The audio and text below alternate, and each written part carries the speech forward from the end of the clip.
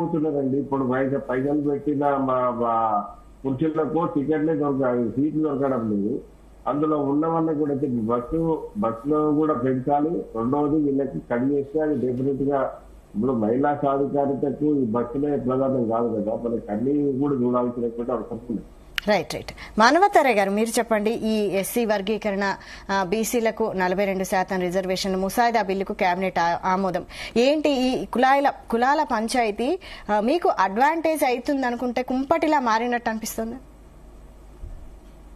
Advantage ఇది కాదండి. ఒక మాట ఇచ్చింది రాహుల్ గాంధీ గారు, బీసీలకు వాళ్ళ జనాభా ప్రాతిపదికన వాళ్ళకి విద్య, ఉద్యోగ, రాజకీయ అంటే స్థానిక సంస్థల్లో వాళ్ళకు రాజ్యాధికారం కల్పించాలనే ఉద్దేశంతో, సదుద్దేశంతో మేము దీన్ని కులగణన అనేది చేపట్టడం జరిగింది. అంటే ఒక బీసీలే కదా, అన్ని వర్గాల్లో ఎవరైతే పేదలు ఉన్నారో వారికి కూడా దీని ద్వారా లాభం చేకూర్చాలని తప్ప ఇందులో రాజకీయ పరంగా లాభమా నష్టం అనేది ఎప్పుడు చూసుకోదు కాంగ్రెస్ ప్రభుత్వం.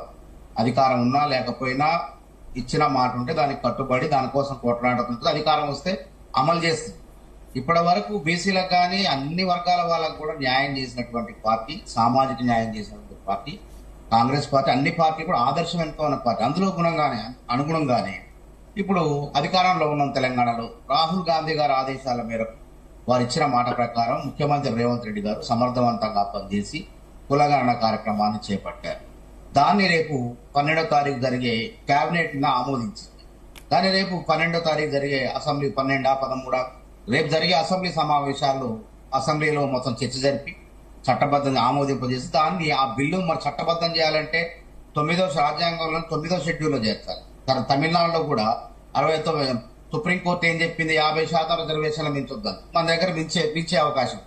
కాబట్టి మించినా ఇబ్బంది లేకుండా కోర్టులో కూడా కొట్టుడు పోకుండా ఉండాలంటే తమిళనాడు తరహాలో వాటిని రాజ్యాంగ పార్లమెంట్ ఆమోదం చేపించుకొని రాజ్యాంగంలో 9వ షెడ్యూల్ చేస్తే మనం ఇక్కడ బీసీలకు న్యాయం చేసే వాళ్ళ అవుతామని చెప్పి ముఖ్యమంత్రి గారు ఆలోచన.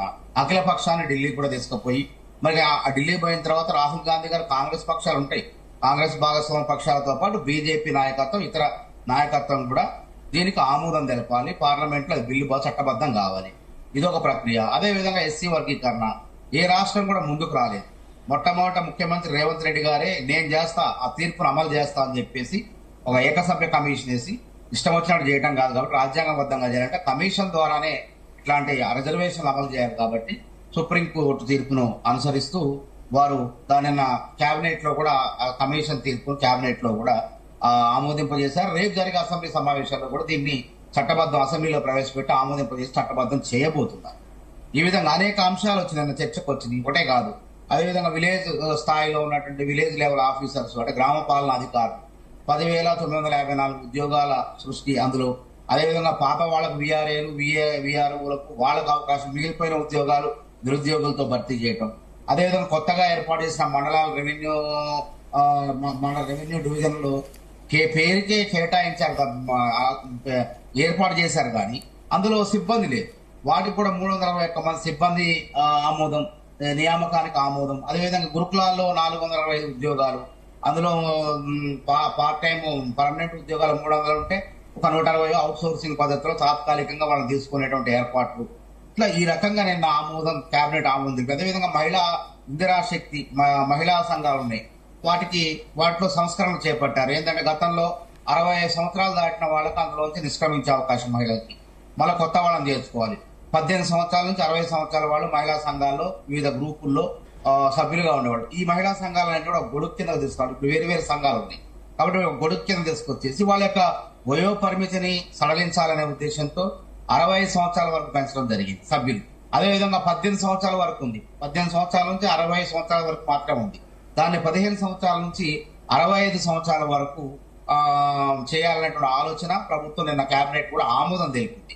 ఈ విధంగా రాష్ట్ర ప్రభుత్వం అన్ని కూడా ఇచ్చిన హామీ ఉన్న 6 గ్యారెంటీలు అమలవుతున్నాయి, కొన్ని అమలు కావాల్సినవి ఉన్నాయి. మేమే చెప్తున్నాం, మహిళలకు 2,500 రూపాయలు అనేది తప్పకుండా ఉగాదో లేకపోతే రేపు పంచాయతీ ఎన్నికల లోపు దానికి ఇచ్చే మేము ప్రజల దగ్గరకు పోతాం. అదేవిధంగా ఎన్నో ఇందిరమ్మ ఇళ్లు 20 లక్షల ఇందిరమ్మ ఇళ్లు కట్టాలి, గ్రామ సభలో ఆమోదాలు తెలిపిన ఆ కార్యక్రమం కూడా ప్రారంభమవుతుంది. దాదాపు గతంలో 20 లక్షల ఇందిరమ్మ ఇళ్లు కట్టడం, ఇప్పుడు కూడా 20 లక్షల ఇందిరమ్మ ఇళ్లు కట్టడానికి మేము పోతున్నాం. అదేవిధంగా ఆ సంక్షేమ పథకాలు పెడితే దాదాపు 50 లక్షల మంది 200 యూనిట్లకే గృహజ్యోతి పథకం కింద ఉచిత విద్యుత్ వస్తుంది. దాదాపు 50 లక్షల మంది లబ్ధి పొందుతున్నారు. అదేవిధంగా 48-49 లక్షల మందికి 500కే సబ్సిడీ సిలిండర్ వస్తుంది. అంతేకాకుండా ఆరోగ్యశ్రీ 10 లక్షలు సేవలు ఉపయోగించుకుంటాయి. ఎక్కడ కూడా ఇచ్చిన వాగ్దానాలు వెనక్కి తగ్గలేదు. అదేవిధంగా 109 కోట్ల మంది మహిళలు, పెద్ద అంశం ఇది. వాళ్ళందరూ ఆశిస్తులు కాంగ్రెస్ ప్రభుత్వం అనుకుంటే వాళ్ళు ఎటుపోయినా సరే పనుల నిమిత్తమో ఉద్యోగ రీత్యానో హైదరాబాద్ లోనో వాళ్ళు చేసే కార్మికులను ఎవరో మహిళలు ఎవరుంటే వాళ్ళ పనులు కూడా ₹1 లేకుండా బస్ పాసులు తీసుకోకుండా ఉచితంగా ఆధార్ కార్డుతో ప్రయాణిస్తుంది. దాదాపు 4,000 కోట్లను మహిళలంతా కూడా కలిసి ఆదా చేసుకోవడం జరిగింది. ప్రభుత్వం భారం అనుకోవట్లేదు. ప్రభుత్వం జీరో టికెట్లు అవుతుందా అన్ని ఆర్టీసీకి చెల్లిసిన ద్వారా ఆర్టీసీ కూడా లాభపడుతుంది. కాబట్టి ఈ రకంగా ముందుకు పోతాం. ఇంకా మేము చేయాల్సింది ఏంటి, ఆసరా పెన్షన్ పెంచుతాను తప్పకుండా. అది కూడా మహిళలకు 2,500తో పాటు ఆసరా పెన్షన్లు కూడా పెంచేసి అప్పుడు ప్రజల దగ్గరికి వెళ్తాం. అంతేగాని మేము ఇచ్చిన వాగ్దానం ఒక్కొక్కటి కూడా ఎగ్గొట్టేది ఉండదు. రుణమాఫీ ఉన్నది. 25 లక్షల మంది రైతుల ఖాతాలో 2 లక్షల వరకు రుణమాఫీ చేసింది. 21,000 కోట్లు వేసింది. మరి ఎక్కడ కూడా వెనక్కి పోలే. గత ప్రభుత్వం ₹1,00,000 రుణమాఫీ చేయడానికే 10 ఏళ్లు పట్టింది. ఆ 10 ఏళ్లలో ₹1,00,000 రుణమాఫీ సంగతి పక్కన పెడితే ఆ ₹1,00,000 అయిన వడ్డీ మాఫీ, మిత్తి మాఫీ ఉంటుంది కదా, ఆ మిత్తి మాఫీ పథకంగా మిగిలిపోయింది అది కేసీఆర్ ప్రభుత్వం. కానీ ఇప్పుడు అట్లా కాదు. ఎవరైనా అరకొర మంది 25 లక్షల మంది రైతులు రుణమాఫీ చేయంగా మిగిలినా సరే వారికి కూడా ఒక అరకొర వాళ్ళకు కూడా మళ్ళీ రుణమాఫీ చేయడానికి ప్రభుత్వం సిద్ధంగా ఉంది. అదేవిధంగా ఎకరం లోపు వాళ్ళకి రైతు భరోసా కార్యక్రమం, వాళ్ళకి రైతు బంధు అయితే అదొక దుబారా. ఇది మంచి ఎవరైతే రైతున్నారో, ఎవరైతే వ్యవసాయం చేస్తున్నారో అట్లాంటి వాళ్ళకి సహాయం చేసే కార్యక్రమం రైతు భరోసా. అప్పుడున్న రైతు భరోసా దుబారా అంటే పెట్రోల్ బంకులకు, రాళ్లకు, రప్పలకు, అసలు వ్యవసాయమే చేయని భూములకు, కుబేర్లకు, 100 ఎకరాలు ఉన్నటువంటి మల్లారెడ్డి లాంటి మాజీ మంత్రి కుబేర్లకు, జూబ్లీహిల్స్, బంజారాహిల్స్ బడాబాబులకు దోచిపెట్టే విధంగా అట్లా కాదు. నిజమైనటువంటి రైతులకు, అన్నదాతలకు వాళ్ళకి ఆసరా ఇచ్చే విధంగా ఇది ఒక సంక్షేమ పథకం. ఎకరం లోపు వాళ్ళకు 17 లక్షల మంది రైతుల ఖాతాల్లో ఇప్పుడు మేము రైతు భరోసా కార్యక్రమాన్ని వేయటం జరిగింది. అదేవిధంగా మిగతా 3 ఎకరాల లోపు 4 అట్లా అంచెలంచెలుగా 3 ఎకరాల లోపు వాళ్ళకి త్వరలోనే ఒక వారం రోజుల్లో 10 రోజుల్లోనూ వాళ్ళ ఖాతాల్లో పడతాయి. మిగతా తర్వాత వచ్చి మిగతా ఎకరాల సంఖ్య పెంచుకుంటూ పోతూ అట్లా ప్రతి ఒక్క రైతుకు కూడా 45 లక్షల మంది, 60 లక్షల మంది రైతులు ఉంటే అందరికి కూడా రైతు భరోసా కార్యక్రమాన్ని ఇచ్చే ఏర్పాటు జరుగుతుంది. గతంలో ఈ రైతు బంధు ద్వారా మొత్తం తెలంగాణ ప్రజాధనం 20,000 కోట్లపై చిలుపు వారి దుబారా అయిపోయింది. అవి బడాబాబుల జేబుల్లోకి పోయింది. ఆ అన్యాక్రాంతమైనటువంటి పరికరానటువంటి చెత్తా చెదారంతో పేర్కొన్న రియల్ ఎస్టేట్ భూములకు, యజమానులకు వాళ్ళ జేబుల్లోకి పోయింది. కాబట్టి సంక్షేమ పథకం అనేది ఏంటంటే దాని అర్థాన్ని మార్చేశారు. సంక్షేమ పథకం అంటే దారిద్ర్య రేఖకు ఎవరైతే దిగుతుంటే అట్లాంటి వాళ్ళకి, సామాన్య మధ్యతరగతి వాళ్ళకి, అట్లాంటి వాళ్ళని ఆదుకునేందుకు ఈ సంక్షేమ పథకాలు ఉంటాయి తప్ప నిజంగానే కోటీశ్వర్లకు, కుబేర్లకు మేమిస్తాం అధ్యాస్తం వ్యవసాయం చేయనుడు కూడా పడావు పడ్డ భూములకు కూడా రాళ్లకు, రప్పలకు కూడా ఇచ్చేసి ఈ విధంగా ఈ తెలంగాణ రాష్ట్రాన్ని అప్పుల కుప్పుగా మార్చారు. కాబట్టి దాన్ని చికిత్స చేసి అప్పుల ఊబిలో కూరుకుపోయిన తెలంగాణ రాష్ట్రాన్ని అమాంతం అభివృద్ధి పదంలో నడిపేందుకు ముందుకు ప్రయత్నం చేస్తాం. నెలకి 18,500 కోట్ల ఆదాయం వస్తే కేసీఆర్ ప్రభుత్వం చేసిన అప్పులకి 6,500 కోట్లు తీర్చడం జరుగుతుంది.